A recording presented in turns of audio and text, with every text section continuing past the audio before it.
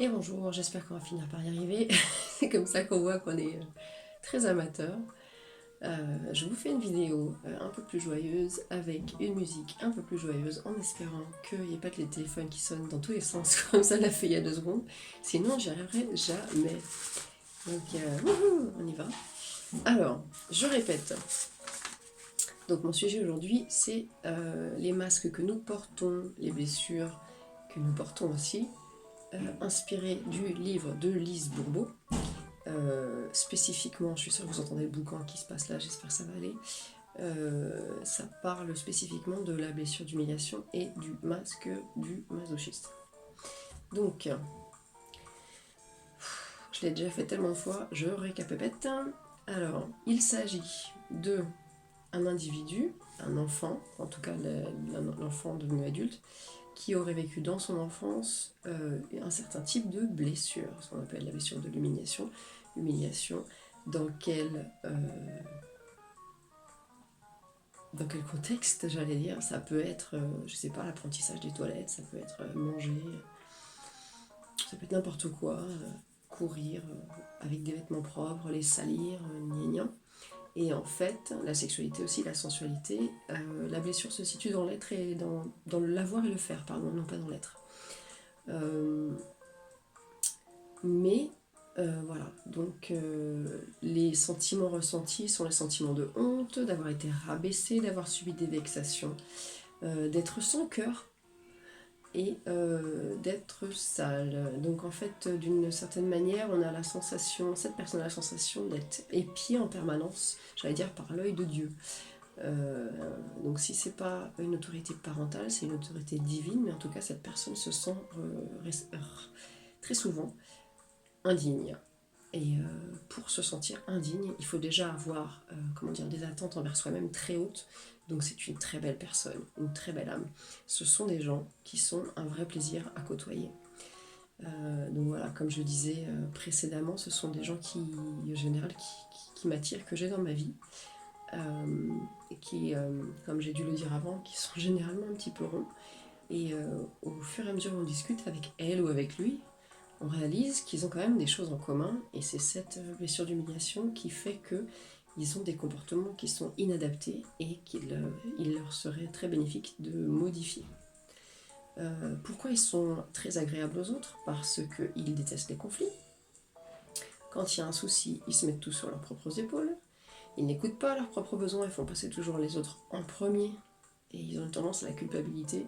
Ce qui fait aussi que malheureusement, ils se posent facilement en victime. Donc, s'ils sont entourés des mauvaises personnes, ils ne se rendent pas service. Ça, c'est le cas de tout le monde, j'allais dire. Mais bon.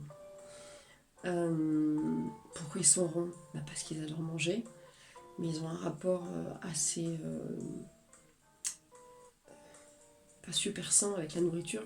En fait, ils n'ont pas un rapport super sain avec leur corps et avec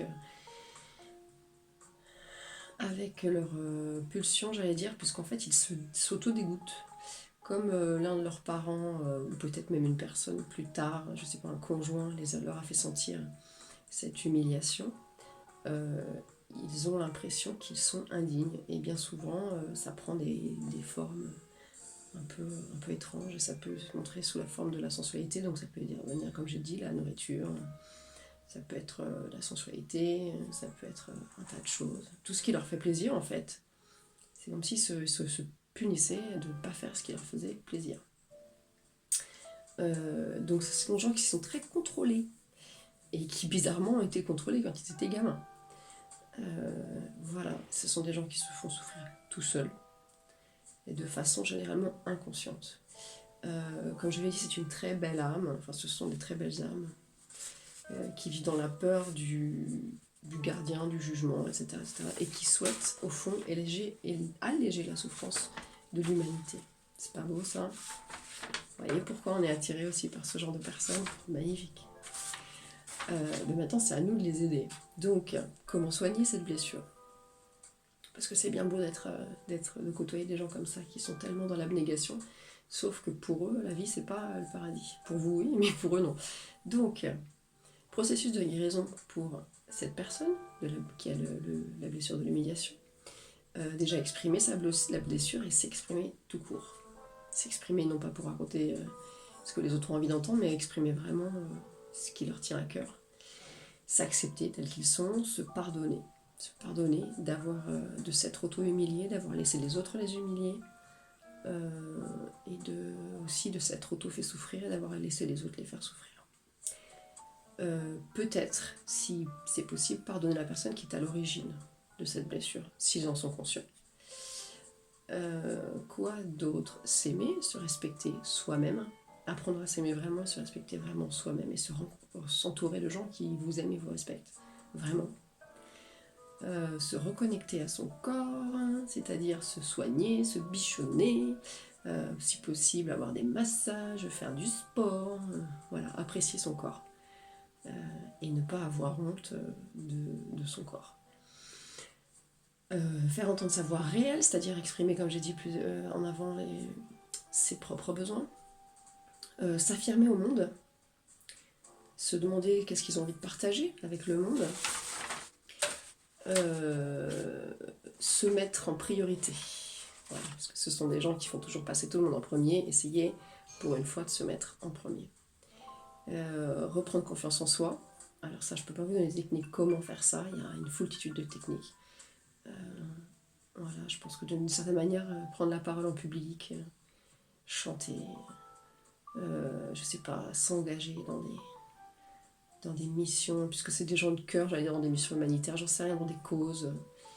Voilà, je suis pas dans la tête et dans le cœur de ces gens-là, donc eux seuls savent ce qu'ils ont dans la tête et dans le cœur, et il faut s'engager dans cette direction et reprendre confiance en soi.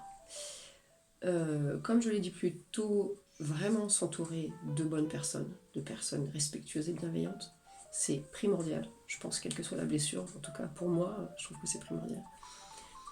Et si ça ne suffit pas, demander de l'aide à un thérapeute ou un coach.